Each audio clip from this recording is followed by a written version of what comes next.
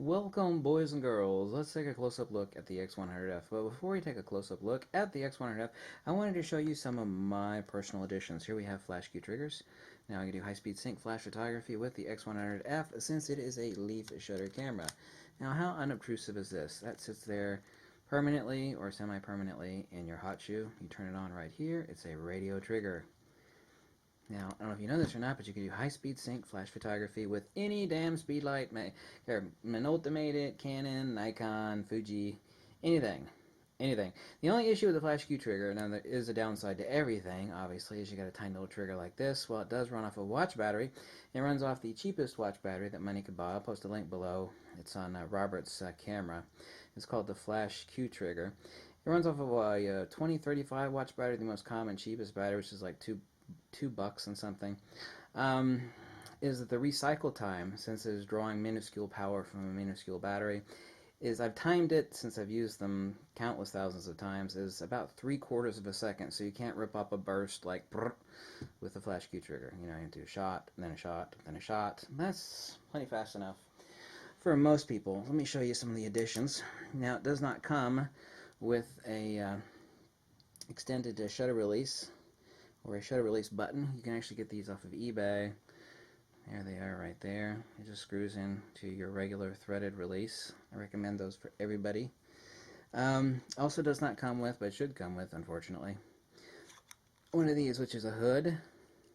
Now, I'll post a link below to a cheaper version, which is $20. This one is a Fuji one, available in silver or black, and this is $80, which includes this and this adapter. The adapter starts like right about here to the filter. It does not come with a filter, obviously, but you have to extend that because the lens actually pumps in and out, and if someone were to attach a filter there, if it were flush, then it would obviously hit that filter, so that's why it actually extends out the lens protrusion from the camera by about roughly, I think, 13 millimeters or so further than it normally does. Obviously further than that once you actually stick the lens hood on. The way you get this on is there's a tiny metal ring about 4 millimeters thick, and you apply a little piece of rubber or something, since it's on there kind of tight but not very, and you actually unscrew it and you put it someplace safe, and you actually screw this on there. There's about 8 millimeters of threads, and then that lets you stick your lens hood adapter on your Fuji X100F. As you can see here, I actually made these by hand. If you ask me where to get these, I can't tell you because, well, I can. I mean, I make them, but I'm not going to make them because they're actually a bit of a pain in the butt. But you can get a little hand strap like this. I have this attached here. This is a Fastenar from Black Rapid. The wonderful thing on the X100F Fuji is it does use a new battery. Not a new battery, but a new battery for the X100 series. This is a standard XT2, X Pro 2, XT1 battery. SD card slots in the same spot. So you get a longer battery life and you use standard batteries. You don't have to buy a special battery like you did with the X100, X100S, and X100T. You notice there's nothing on the bottom of the X100F here. They've actually moved all the information like serial numbers and whatnot over here to the inside door. Unfortunately, I still did use a 2.5 millimeter microphone jack instead of a 3.5 millimeter. That's unfortunate. We do have the addition now of a front command dial. We also have the addition on your viewfinder lever of an additional button, and that is awesome. Now I actually have a playback button on the front of the camera. I know there's a playback button right here, and a joystick too, by the way. But now I could actually, with my hand on the camera, my finger's always there. I just hit the playback button there instead of having to do this number all the time. My finger is already there. One thing I kind of don't like is the exact same as in the X Pro 2, is that we have the lift up ISO dial. You actually can do auto ISO, which I actually don't like, and you can actually assign that to front and rear command dials on your camera. We're going to do a training video on this and show you my personal settings on this in the next video. We also have now the addition, instead of plus or minus 3 stops, we can actually take it all the way to C. And now we have plus or minus 5 stops with the addition of a front command dial, so I can actually roll plus or minus plus 5 or minus 5 EV stops on my exposure comp. The serious improvements on the X100F that make it significant is battery life. Secondly, we have an amazing buffer. The buffer is over twice that of the X100T. Autofocus acquisition and tracking, I've rated it just under 2.5 to 3 times as good, especially in low light, taking all things average together. 2.5 to 3 times better than the X100T, which I had for about a year. I got rid of to get this one because I knew it would be a significant upgrade. Joystick, the addition of the joystick on the back, the same as on the X Pro 2 and on the XT2. The insane buffer, so 5 primary things that make the significant upgrade. Battery, the sensor from a 16 megapixel to a 24 megapixel X-Trans 3. The autofocus, significant. The joystick, big help. We've gone from 49 autofocus points to 325 autofocus points. That's really significant. Take a look at some of the additions that I showed you of getting for your X100F, namely a flash Q trigger. And you can get these for like, you can get really fancy ones, which is ridiculous because these kind of unscrew easily and they can be easily lost, so I recommend only buying the cheap ones for $3 or $5 on eBay. Most of them are made in China. Getting a lens hood, I recommend the cheapy lens hood that I'm going to post a link to here below. By the way, these flash Q triggers, you get 1 transmitter and 2 receivers, so you can control up to 2 external speed lights, and it's $65 for the 3 units. You just pop the hood on this, and I said you get 100,000 pulses out of this. This is perfect for the X100F. Very, very perfect, because not only is it a 3-stop ND filter for crushing ambient light and doing high-speed sync photography backlit, we also do high-speed sync flash photography at 1/4000th a second with any speed light. I actually can't think of any speed light. It'll work with any of the leaf shutter will work with anything. Think about the single thing that it won't work with. We have improved menu settings on the X100F. One thing you do have to do is that I'll show you my personal assignment buttons on my function buttons here, but if you're going to do high-speed sync flash photography, a lot of people will have this issue that to use a wireless trigger or a external speed light, you would never think, this camera's pretty tiny. Sticking like Fuji speed light or any damn speed on the top of this thing of any significant size is obviously absurd. You need to go down to flash settings and down to built-in flash. The default is set to on, so whatever trigger you sit on top of here is not going to fire in any mode, manual, TTL, commander. You have to turn this off. That means it's going to shunt the signal to fire through whatever device is connected or cable to the hot shoe of this camera. So that's why I have it set to off. I absolutely find nothing lacking on the X100F.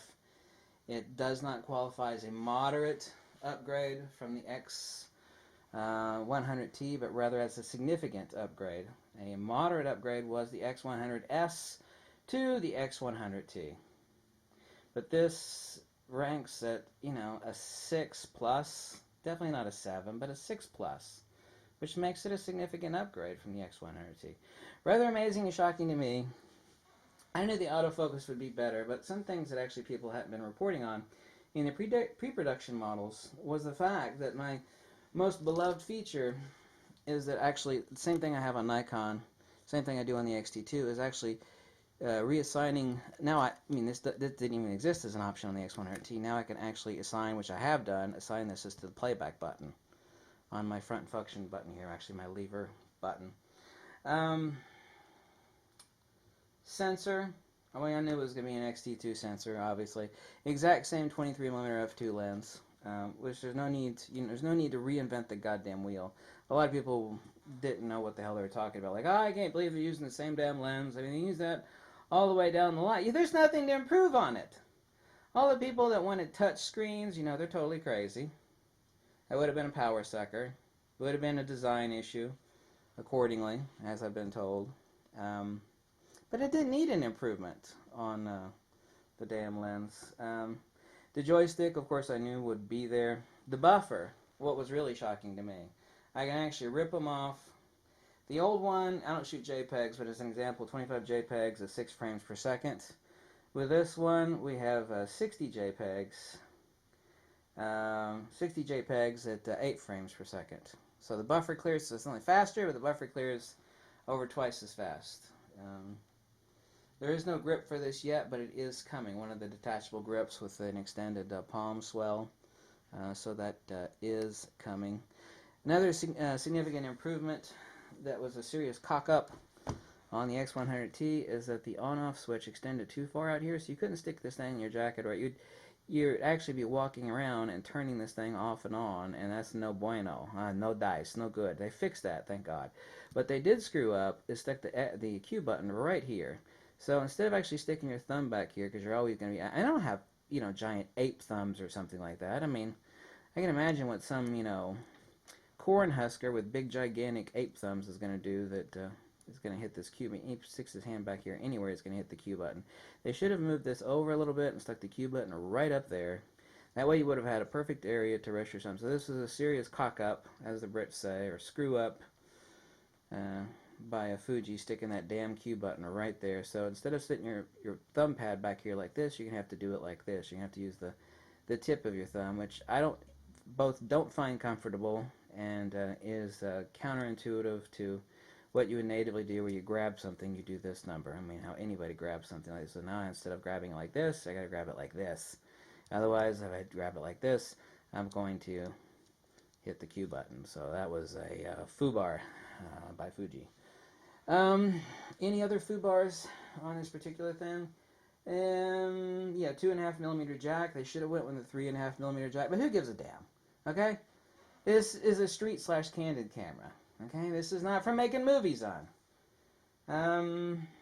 The thumb rest levers that you have, of which I've got a couple that actually attach your hot shoe, and they come out here, let you give you a place to rest your thumbs. Like, well, if you don't want to hit that damn Q button, you can stick your thumb right. Now you can't, because now the way everything's positioned, it blocks the rear command dial completely, or basically 90%. So you can forget about... And by the way, the dimensions have changed on the base of this. You can't use the base from your X100T to screw onto this, or your palm swell base plate. It's not going to fit this one. This is a little bit thicker. No big deal. Yeah, I don't like the sub-command dial for ISO on your shutter speed dial for actually lifting this up and turning it. You can get around that by assigning auto ISO and actually changing your ISO via the front command dial. However, I absolutely despise auto ISO. I mean, I hate it to hell and back. I should probably get used to using it, but I never want to use auto ISO. Sorry about that. I know I can set the parameters for it. I consider this an epic win from Fuji, and Fuji doesn't give me anything. It's got a couple mistakes. Mistakes also that exist on this. That existed on the X100T, and I think it's the design necessity that's been discussed before by myself and others, is that the Aperture Chatter still exists. Yes, folks, there is still Aperture Chatter. This is running a firmware version 1.0, as it should. All new cameras from FUJIFILM always run 1.0, as far as I know. They always reset that to factory defaults on new consumer release models, which would be logical and intelligent. So, like I said, what defines this camera is much more boosted and refined, and we have 5 areas that define this as a significant upgrade over the X100T. While this is no speed demon for tracking squirrels on crack, or, cars zipping around the corner of a racetrack, this is a street/game. I'm left wanting for nothing. And moderate action, like football, yada yada, something like that, if you're out going to a concert, or someone's dancing on stage, there's no issues with this camera. I was left lacking in moderate lighting illumination on the X100T. There was a gigantic hole in my heart. Well, not gigantic, but a significant hole in my heart on the X100T, even though it was a divine, wonderful camera, that was lacking. It was like being crippled or blinded, in a manner of speaking, but I find nothing lacking on this camera. Just as the Fujifilm GFX camera is not a speed demon. I mean, that camera is designed for hardcore commercial and product photography. The people that are actually using that $6,500 Fuji, are absolutely insane idiots. That camera is not designed for that. Medium format is not designed for that kind of work, nor is this camera designed for squirrels on crack and cars racing around the corner. This camera is well above what is necessitated for its parameter of use, which is street, candid, general walk-around photography. More than well suited for it. I'm very, very happy, and I don't say that very often. I don't know if I really say that more than once or twice a year, so That's the last time you're probably going to hear that this year from me anyway. So there's a close-up look and detailed information. I wrote a lot of notes on this. Made sure I don't screw around when it comes to doing a camera review. And I also wanted to show you specifically a close-up of not only the FUJIFILM X100F, but also some of the things that I consider necessities for having for it. You can get like a Black Rabbit wrist strap for this if you didn't want to drop it. I've already got this insured, by the way. You should get inland marine insurance and stuff like this in case you drop it, you know, a squirrel pisses on it, you know, a baby hammers it or uses it as a hammer. Having a personal article policy on stuff like this is always a really good idea, and it is very, very cheap to get stuff like that. I would get an extended shutter release button. Get a couple spare batteries. You probably already have them since they're XT2, XPro2, XT1 battery, same damn battery. And a flash key trigger. Because one of the great joys of this camera is awesome high-speed sync photography. It's all magnesium body, made in Japan. It's exquisite, and even though it's $1,300, I mean, the hybrid viewfinder on this camera is pretty damn expensive, actually.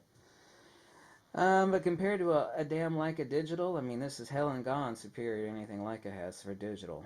Hell and gone. For a whole lot less money. You know? Leaf shutter, incredible autofocus now, great battery life, joystick, 325 autofocus points. Oh, yeah, did I mention it has 325 autofocus points? I mean, did I mention that? Did I happen to mention that? I don't know if I mentioned that or not. We hit the autofocus button, right? There we go.